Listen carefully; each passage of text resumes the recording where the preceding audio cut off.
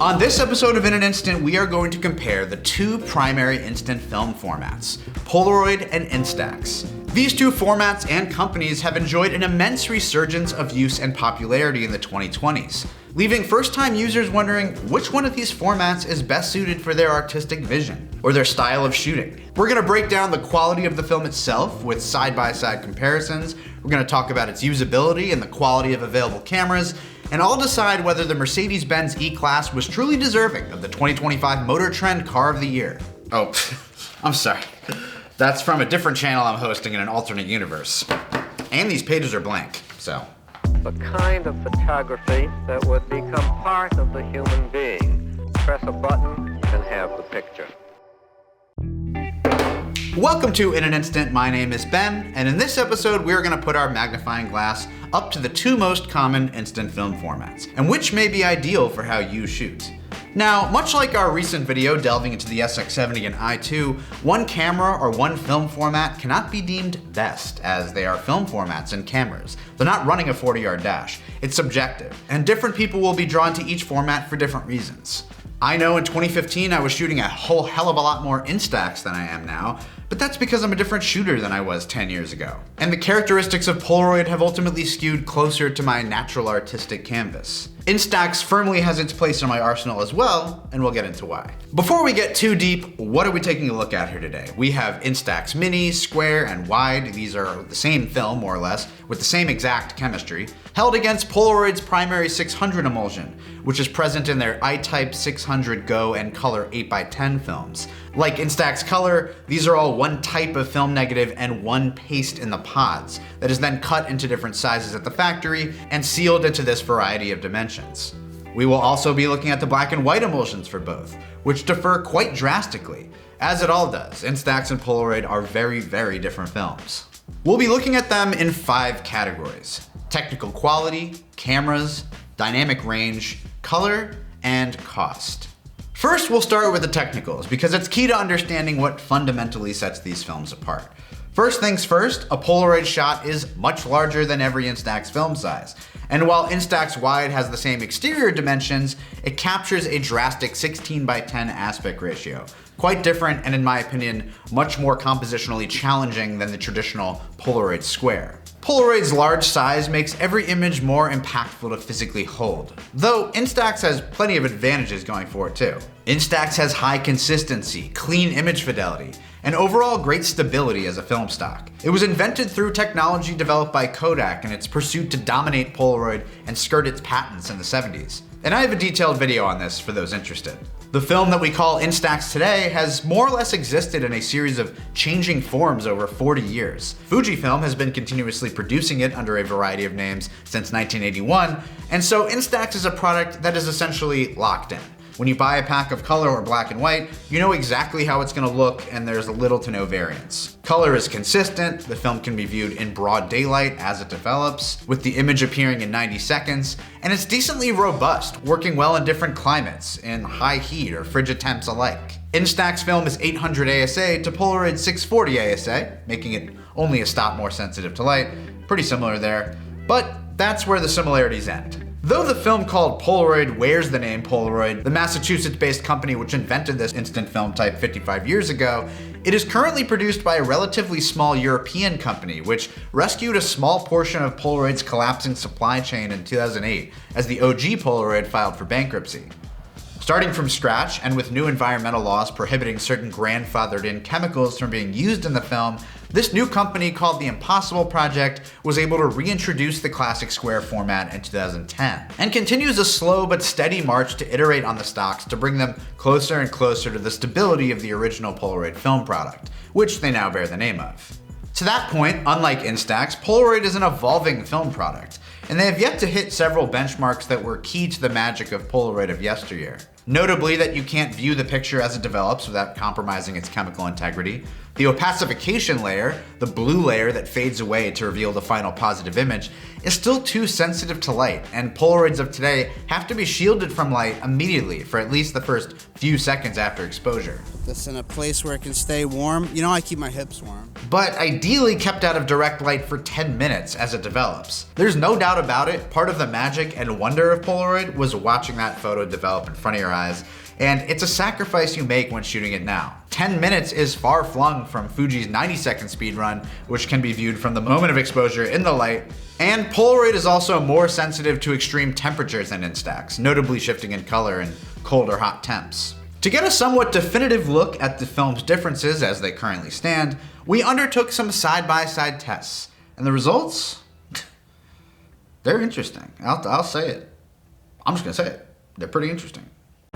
All right, so today we are going to be doing side-by-side tests of Polaroid and Instax film, both in color and black and white, and we're joined by Holly Salerno. Holly, wave to the folks at home. Hi. An incredible artist, does a lot of work, I feel like, inspired by mid-century stuff, and I feel like that's also one of core passion of mine, and there's Fern.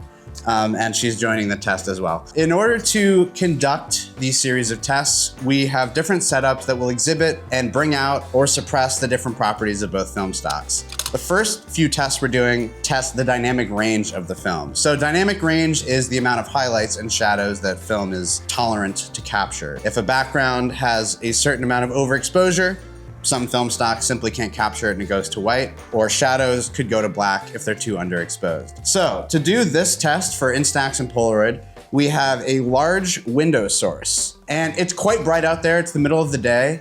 Meanwhile, we have lighting in here that we are going to control with this panel right here. We're going to do one balance scene where Holly is exposed for what would normally be like the light in a room. So outside will be very overexposed. And then we're going to do a shot where Holly is more evenly exposed with the light outside. I'd say the results from this test immediately show us how different these films really are. The color palette jumps out right away. The Polaroid has much more cyan to green shadows to Instax's reddish blacks. Both examples show a similar ability, or lack thereof, to capture overexposed highlights. These are only 2 stops overexposed, and they are blown out. The Polaroid film is showing weaker latitude and shadows. This isn't my typical experience with these films, so it's interesting to see it play out this way. In the closer shot, you can sort of see what I mean when I say Polaroid goes to these creamier whites to Instax's purely clipped whites. We conducted a similar test in which we did one balanced frame by the window and then a set of underexposed frames. And mileage may vary based on the batch of Polaroid film you're shooting, but the shadows blocked up much more quickly on Polaroid frames than Instax in this test. The backs we are using here are quite interesting as well. This is a former Polaroid camera that's been sawed in half, and the back has been made so that it's compatible with the Mamiya RB67. The Instax back is called a Binstax. The Binstax is really fun because you can do this twisty effect, is the sound you end up loving. I don't know, what do you think about the sound? I kind of like it. It's like a carnival sound. Exactly, yeah. And you know, we're doing analog stuff, and sure, it's cool to press a button and the photo comes out. Yeah. But there's something kind of cool about cranking it like Soulja Boy. Just like Soulja Boy would have wanted, God rest his soul, even though he's still alive. Definitely would have wanted this. Yes, he would have wanted this. And he's still alive, he can say whether or not he does want it. But we should ask him. We should ask him, but he's dead to me because of what he did. He knows what he did. Of many of the properties that can distinguish 2 film types, certainly color is one of them. And we are now inside the world of color television that does not display colors. So we have a color chart here that Holly's gonna hold so that we can get a good idea of at least what this batch of Polaroid and Instax is looking like. Beautiful, okay. We clearly have much different looks here, with colors not necessarily being drastically different, but with Polaroid showing much lower contrast. We actually had to shoot the Instax shot twice because what appeared to be the correct exposure blew out like a bad tire. We did an underexposure frame for Polaroid too. In general, I do prefer Polaroid's subjective pastel palette with the softer tonal curve than Instax's almost uncanny realism. That being said, great to have both options depending on what is needed for the image at hand. So, like all Polaroid cameras, we were able to dial in our exposure with the last shot with decent amount of control. We could turn the flash off, we use exposure compensation to brighten it up a little bit. But now that we've switched away from the RB67, we start to run into some of these challenges with Instax, where we're using your boilerplate standard Instax square camera, where the flash is always on, and all we really can control is the focusing zones. of which there's 3. So I'm just gonna put it on standard mode, and the flash should fire. In an effort to mix it up and shoot in some of the cameras people actually use with these formats, we brought out the i2 and some Instax cameras to see the different looks. We're now gonna shoot a little bit with the monochrome emulsions to see what we're dealing with here. So Hall's squared up with this beautiful building here. The black and white films are truly unique, with Instax's being a bit bluer, and Polaroid showing less dynamic range, possibly due to underexposure or the very cold temperatures we were shooting in. So That's cool. freaking cool. Wow. Oh my God, I feel like I'm in one of my That's paintings. awesome. That's Wow. really cool. Polaroid's black and white doesn't stand out as much as I expected in this test, when put in this contrasty lighting scenario. Oh, beautiful. Yay. You embrace the wind. I embrace the wind. You had to. Instax definitely has mushier underexposure areas here, whereas Polaroid looks super crispy. And we capped it off with a color shot on the SQ40, and that fill flash makes a big difference. Everything is exposed properly. Okay, got it. Okay. All right, do you guys want to go inside? It's pretty cold. Great stuff, guys. Lovely work in the field. Let's revisit the camera compatibility aspect of this comparison. Well, you might have noticed we're using an unusual camera for this video. It's because there aren't any native Instax cameras that could be used to compare Instax and Polaroid. I had to use a Mamiya RB67 with an Instax back and a Polaroid back just to take a controlled look at them. Over the quarter century Fujifilm has been releasing Instax branded film, they have yet to release a single camera with which you can take a manually controlled image, or even a finely lensed one. Every Instax camera is equipped with a fairly basic optic that can only be focused to 3 zones at max, and almost all of their cameras operate automatically with flash on, more or less designed to take one kind of picture particularly well, a flash photo of a person from medium distance, or a selfie distanced flash photo.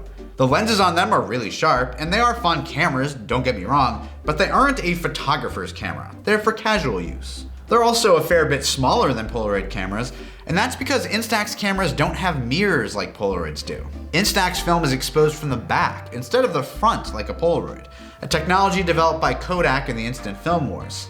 Polaroid cameras, conversely, are chunkier with funky shapes to accommodate the light path necessary for a properly oriented final image. Larger in size and sheer variety, Polaroid has over 100 more cameras available for their format than Instax. And while many of those cameras are almost as basic as an Instax camera, a couple of their most popular bodies are extremely well suited for the needs of a photography enthusiast or someone who practices the trade professionally. These would be the i2 and the SX70. Great cameras with advanced lenses, more manual controls, and premium designs. Yeah, they cost well over 2 times more than the average Instax camera, but are transcendent in comparison. Now, this isn't to say there aren't third-party options that shoot Instax well. There are premium offerings from companies like Nons and Mint Camera, which has an amazing set of TLRs for Instax Mini and Square. Lomography also has several options.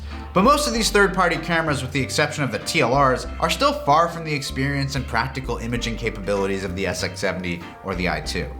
Now, you can shoot Instax on the RB67 with something like the Binstax back, which is one of the coolest backs ever, a hand crank system for shooting Instax Square on the RB, and while that is awesome, this back is cool for when I'm bringing my RB around. It has a very specific use case, not exactly a daily carry solution for Instax. Even when I'm shooting Instax in my RB, it can still be difficult to use because of its limited dynamic range, our next point of comparison. See, there's a reason that most Instax cameras are configured so that flash automatically fires when you hit the shutter, and that the cameras are best suited for this medium or close-up flash image.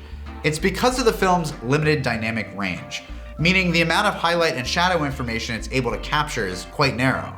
A front flash image is very controlled. The camera can deliver the exact flash power necessary to maintain an even exposure. And even against a really bright background, exposure can be balanced. But with film with such narrow latitude, shadows get crushed easily, highlights get blown out easily, and highlights that are very blown out suddenly turn black in an effect called solarization. Sources like light bulbs or the sun will invert into ugly black holes. Once you start using Instax in a manual camera like the RB or Nons cameras, you realize quickly how exacting your exposure has to be to take a well-exposed image without flash. You've got to meter the heck out of everything. Now, I'm not gonna sit here and say Polaroid has incredible dynamic range because make no mistake about it, Polaroid also shoots like a color positive slide film, and that latitude is quite narrow. Such is a trade-off of delivery of a positive instead of a negative in this form, but Polaroid highlights have a different kind of shimmer. They don't go sour like Instax, but rather curve into a creamy bright tone. Underexposure typically also has a stop more of latitude than Instax, though our test wasn't quite favorable to this point, and so you have a fighting chance in bright sunny conditions with harsher shadows or other contrasty scenes. Both films simply do better in more evenly lit scenes, but in terms of pure usability in a variety of shooting situations, Polaroid in both color and black and white have a clear leg up for me. My leg is up, but it's under the table so you can't see it. Speaking of black and white, we've mentioned it a few times, but Polaroid and Instax emulsions are quite different, as you'd expect by now. Some of Polaroid's key disadvantages no longer apply when it comes to their black and white film, which is much sharper, clearer, and has substantially more dynamic range than the color emulsion. It also develops much faster. Black and white Polaroids come in pretty close to done after 5 minutes, and the image visibly starts to take shape almost instantly. It does, however, still suffer from the limitations of the opacification layer, and it's best to shield it from light right after exposure. Fuji's Instax Monochrome Edition is quite a strange film, as it isn't true black and white. Rather, it uses a series of dyes to simulate the black and white experience, but technically using color to do so. As such, the photos do often look bluish, not that it really matters. I do think the Instax Monochrome is a necessary remix of their almost too realistic color film, and it's quite fun to use. Though more expensive than the classic color and basically the same price as Polaroid black and white. That's absolutely wild.